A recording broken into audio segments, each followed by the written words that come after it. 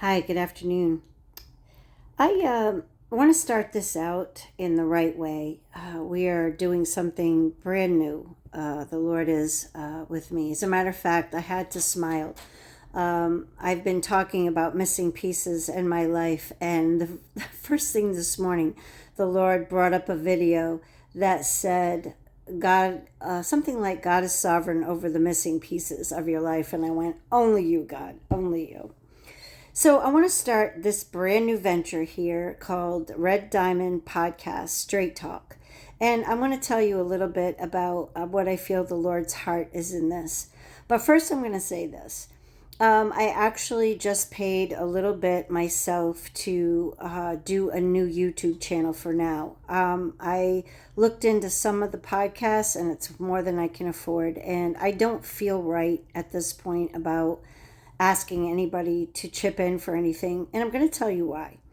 I am not a licensed counselor, I am not a professional counselor.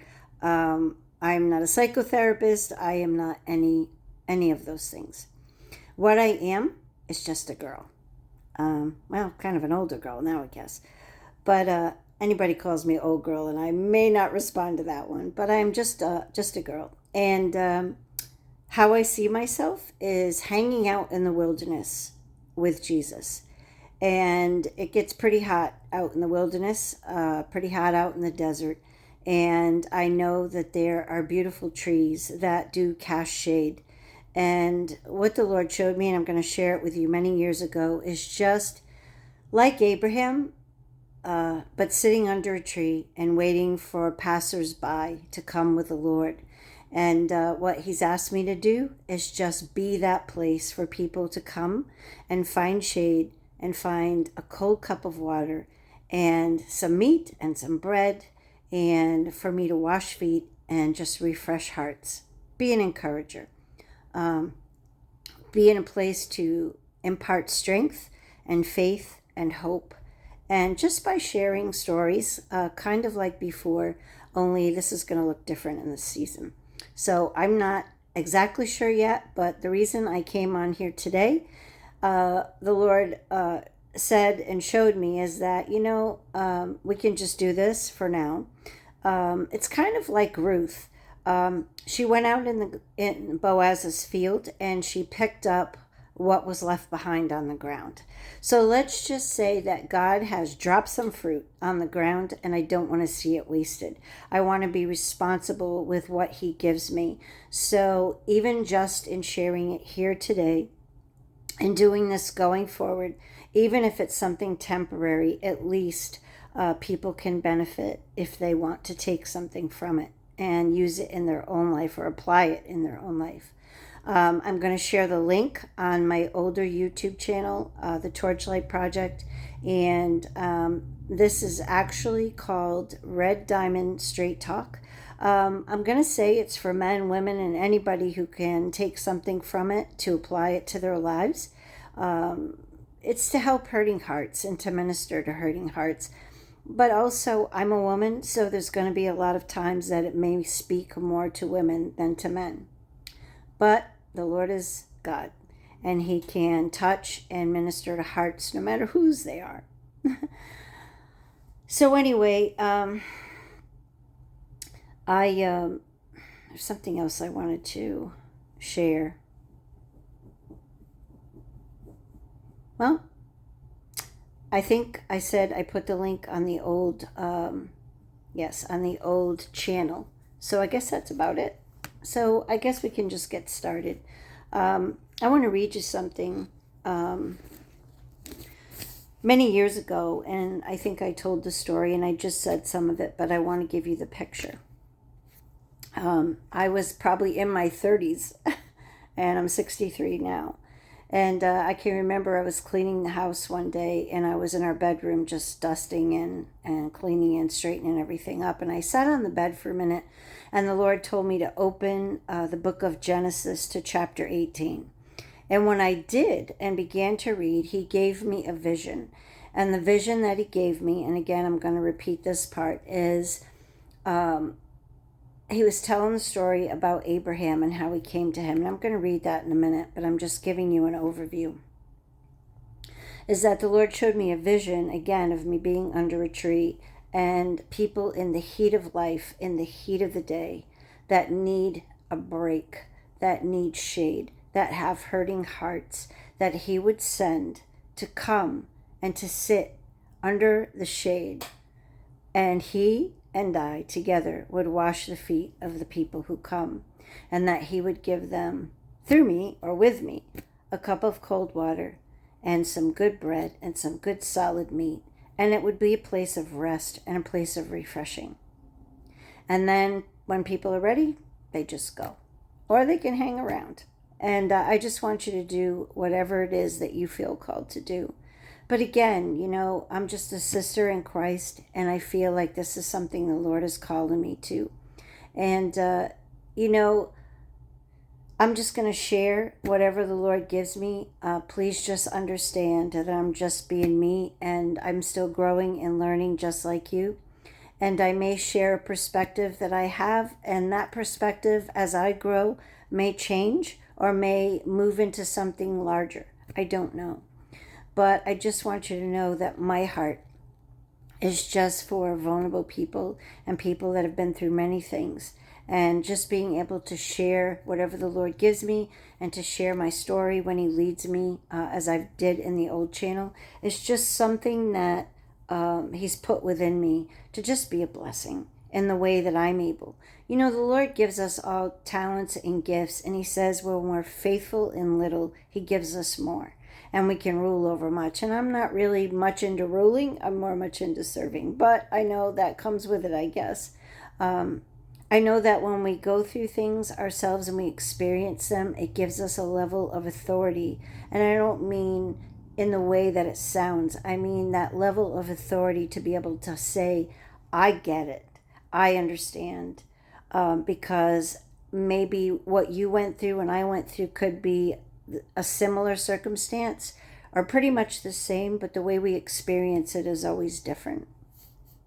But I guess the word authority in this light means I can own it. That's what I mean by that. I'm not an authority. I'm not a boss, and I certainly don't want to be that way.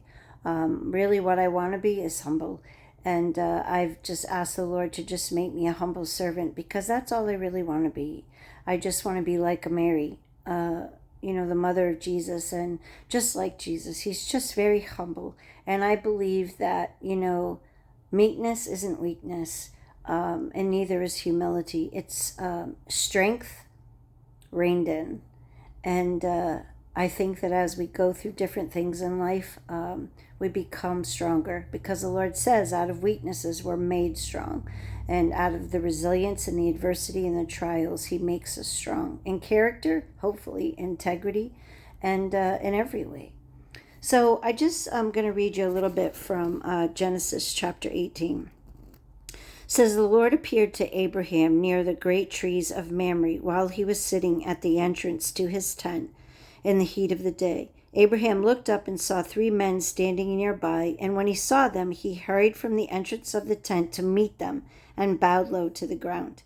He said, "If I have found favor in your eyes, my Lord, do not pass by your servant, but let me bring a little water, and may you wash your feet and rest under this tree. Let me get you something to eat so you can be refreshed and then go on your way, now that you have come to your servant." "Very well," they answered, "do as you say." So that's what Abraham did. He went and he had Sarah prepare food for them, and he prepared what he could, and he brought it quickly and sat with them while they ate and listened to what the Lord had to say. And it was funny, after he gave me that vision many years ago to just do this and be that place. He said, it's not the name of a ministry. It's not anything like that. There's no titles. There's no nothing. It's just, this is how I want you to show up. Just be available, be humble, and be willing to wash feet. And, I want to say that many years went by, and it was funny because actually it all started from when that pastor and his family moved. I went and got this card, and it said, "Friendship is a sheltering tree." And sheltering tree just jumped right out at me, and so did that card. And I knew from the Lord even then that it had a deeper meaning. And it was many years, over the course of many years, that I was learning and growing and growing into this ministry that I took two 86-year-old twins that I was caring for later on in those years to a hairdresser one day. And I sat down and I looked up, and that same tree was on a mural on the wall, and it said Sheltering Tree on it. And then I can't tell you how many times over the years the Lord has showed me that picture in various forms. And I really didn't know, I guess, until just before I came on that the Lord was going to bring this up. So I'm learning what he's doing as I'm telling you what he's putting in my spirit. So this is going to be really fresh and really different. And again, I just want to be faithful with whatever the Lord gives me and how he gives me to do it. So that's my heart here anyway. So with that said, I'm just going to share with you some things that the Lord taught me last night. And the Lord is doing a mighty work in my life. A mighty work in my life. And last night, it got pretty quiet in here for a little bit. And he said something to me, just whispered it to me. And he said this to me. He asked me a question, and he said, "Do you give your heart in pieces?" And I didn't know what to say. I said, "I don't think so." I said, "I think when I love people, I really give all of the love that I have. I'm not saying I can't get better in it or grow in more love, but I feel like I give all I have, wherever I am with who I am." And then I thought about it, and I thought, well, maybe I don't. Maybe I do hold back the love that I have sometimes, and maybe I don't give the fullness of what I could. And then he asked me another question, and he said,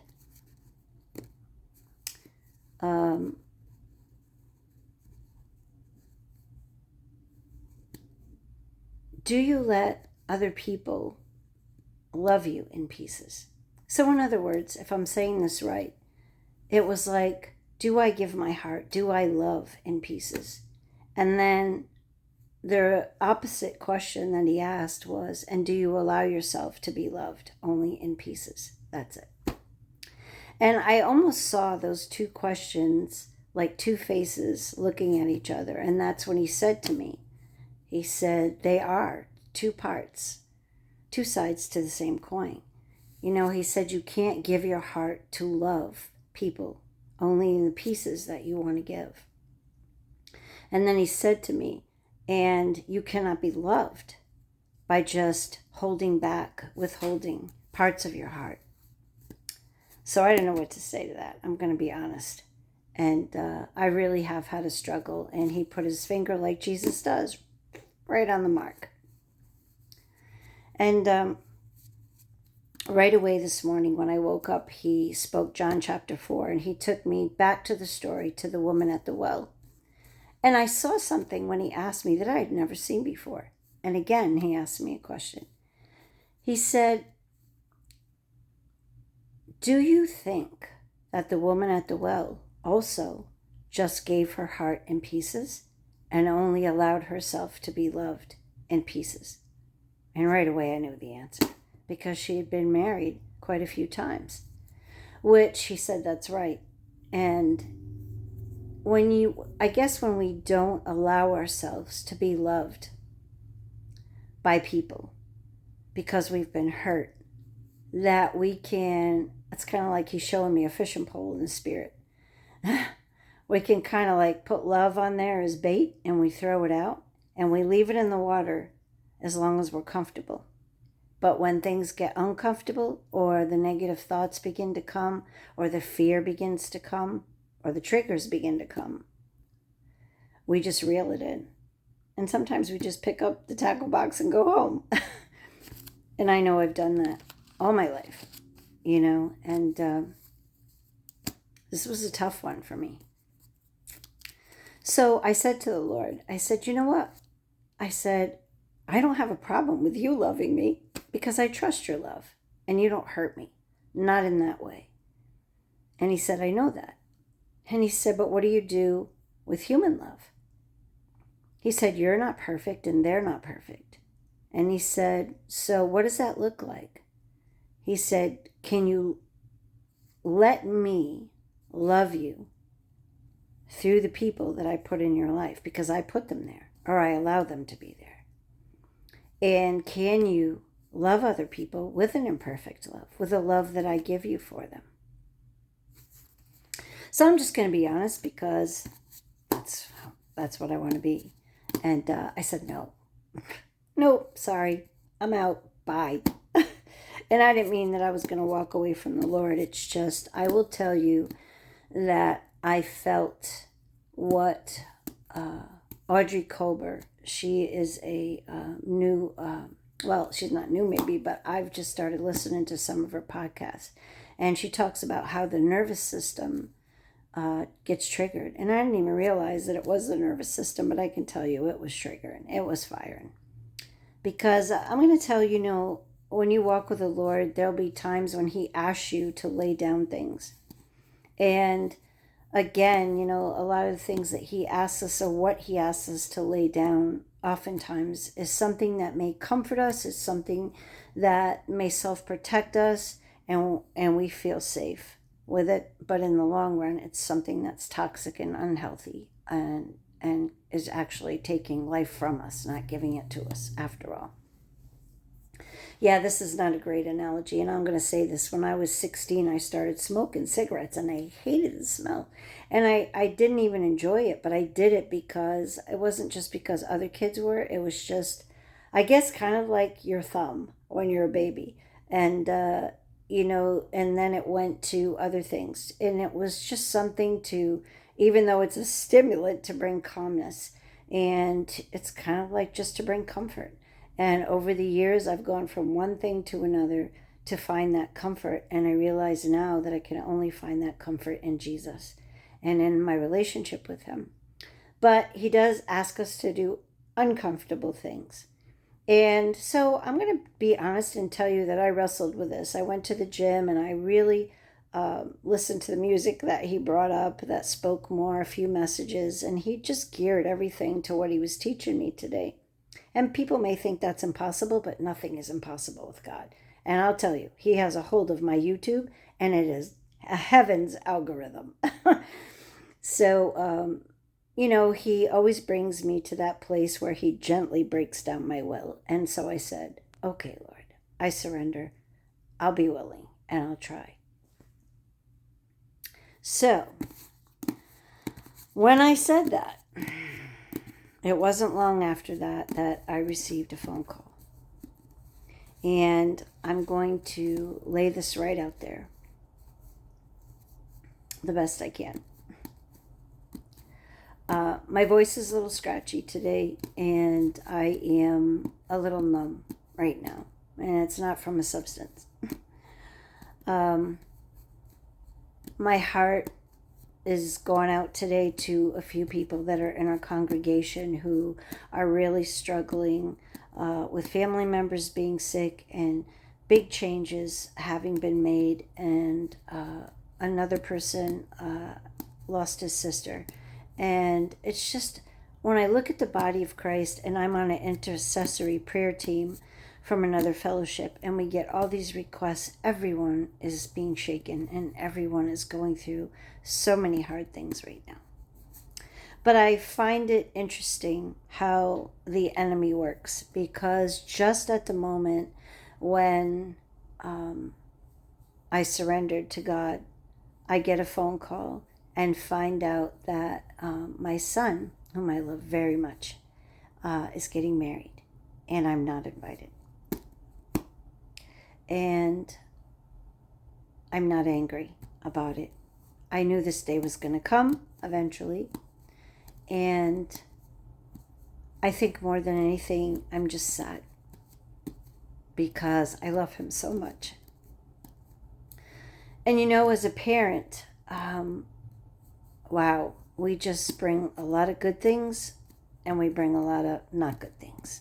And sometimes we hurt our kids in ways that we don't even understand. And sometimes it's because we are kids ourselves when we have them, and we are so lost, we don't even know we're lost. And I'm not talking about lost without Jesus at this moment. I'm just talking about lost in a life that has a lot of missing pieces and was a mess. And when you're a mess and you're broken and you're young, you don't even realize it, really. You may be aware that, some of your behaviors and things you say and how you are a little bit, but you really don't get it because it's normal to you, because you grow up in that. And all these years since my son and I have been separated, I have had to grow and had to change. And I'm going to say that the Lord has used my kids, each of them, to grow me up and to change me in amazing ways. Amazing ways. And it's been painful and it's been joyful, but it's been good. Yes, it hurts. As a matter of fact, I was talking to a friend of mine and she says, well, now you got a testimony. I said, well, right now I have a test and the monies. And as soon as the Lord brings this together, then I'll have a testimony. And that's how I feel.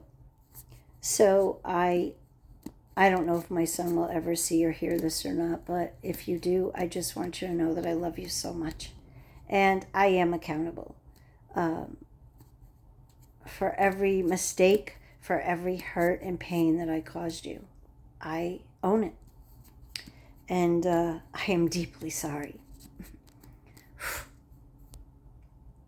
But I can't change it. The only thing I can tell you is that from the moment you were gone, I have undergone a daily transformation with the Lord. And I am not that person anymore. And I'm still far from perfect. But I love you so much. And that'll never change. And I wish you and your new bride the best. And I'm here. And the lights are always on. And they'll never go off. It was very hard for our family today. But it's okay. Because life is real. And it isn't there's no pretending. And there's no excuses. There's just learning and growing and being changed by Jesus. And that's all I want.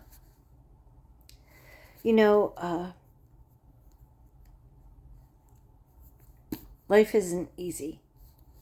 And I would never be able to do it without the Lord. Wouldn't want to even try. But I was angry in the moment, not with my son, but I was angry at the Lord momentarily. And when I got home and I came upstairs and, I jumped in the shower and I wasn't my best. And the Lord said to me, what are you doing? And I said, well, I'm doing what King Solomon said.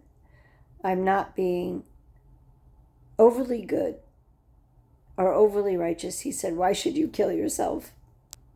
And I'm also just being honest like Job, and I'm just venting right now. And I said, I find it so ironic that you asked me to trust you. And the moment you did, I get this news. And I said, that's tough, Lord. It's hard. And I don't understand what you're doing. And my roommate said to me, she said, he's probably taught you all that stuff today, this morning, because he knew it was coming. And she's right. And I do thank him for it. But you know what the Lord said to me, and I thought that it's very true when I thought about it, is this.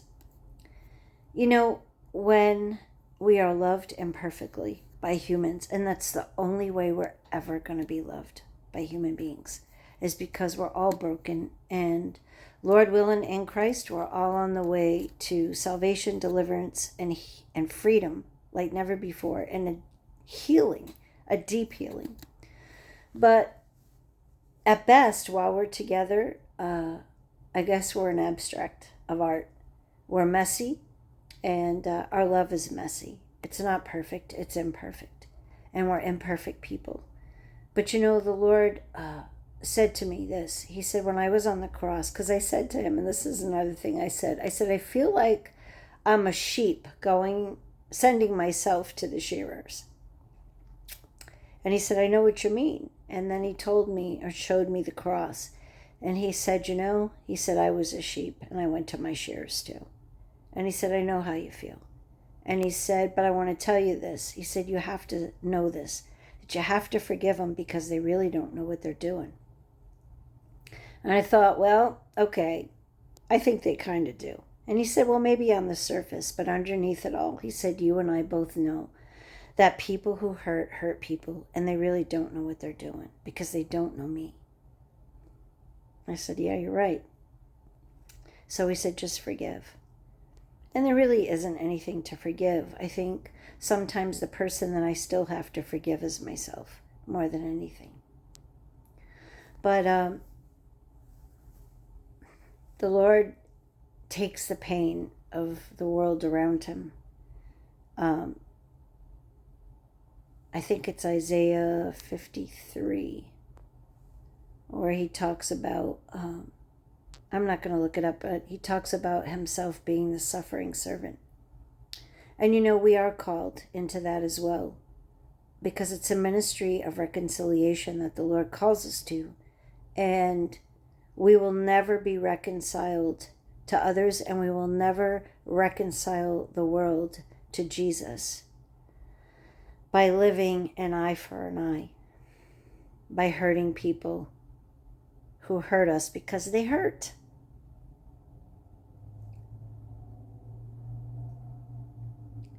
So,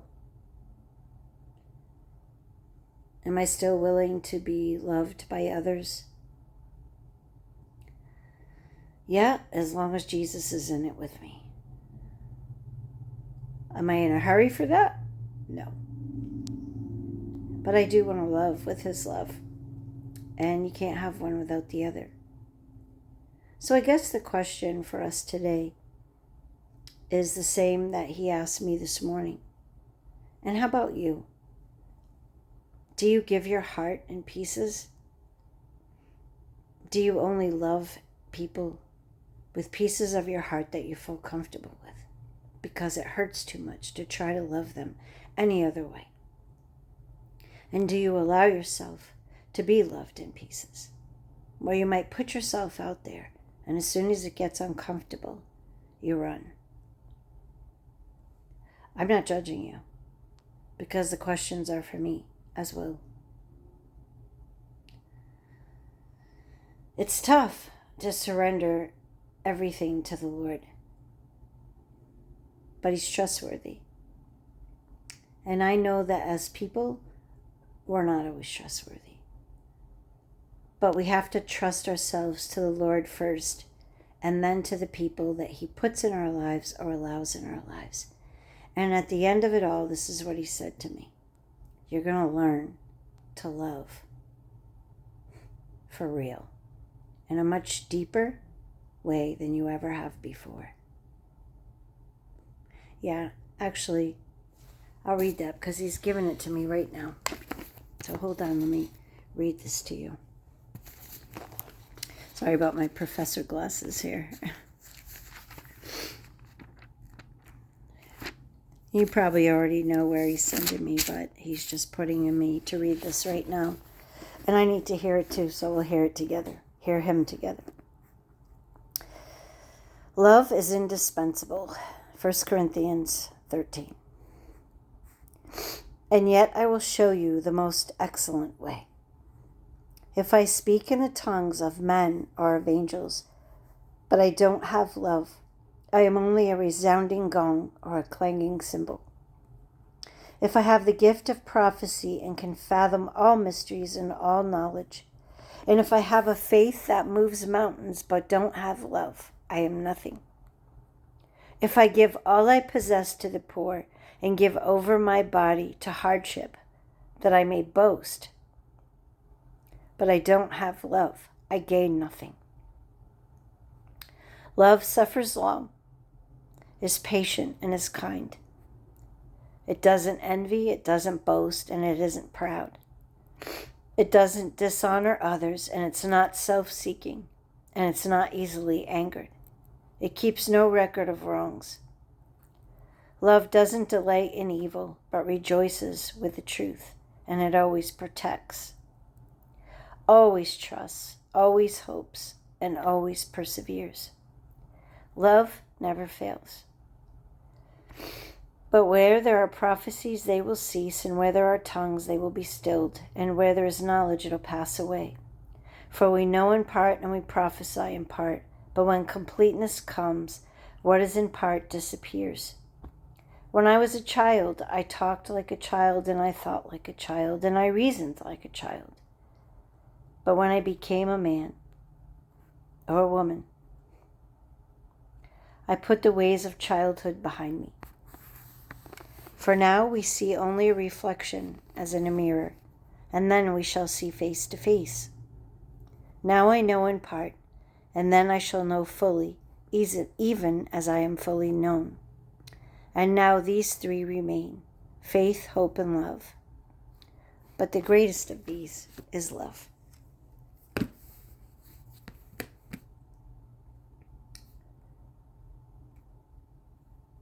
You know, it amazes me the work that God has done in my life. He's made me so different. Because right now, the only thing I really do feel is love. And we just keep praying, and we just keep hanging in there. And we just watch the Lord put all the pieces together that are missing. Not only in our own lives, but in others, and in our families, and in our country, and in our world. He is our hope. So just surrender to His love, and surrender to His love in the people that He puts in your life, or that He allows in your life, because even if it's painful, it's very, very good. And in the end, He promises.